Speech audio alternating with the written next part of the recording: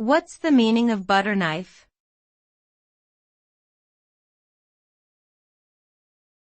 Butter knife.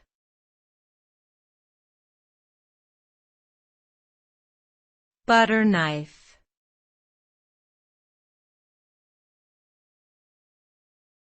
Butter knife.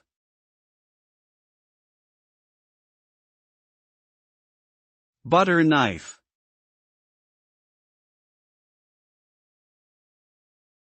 A butter knife is a type of table knife that is designed specifically for spreading butter and other soft spreads, such as peanut butter or cream cheese.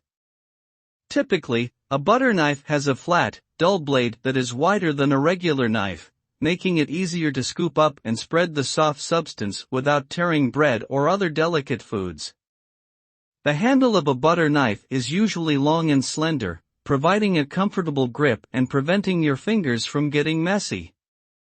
Butter knives are often included in a standard set of cutlery, and they are a useful tool for anyone who enjoys eating toast, bagels, or other bread-based snacks.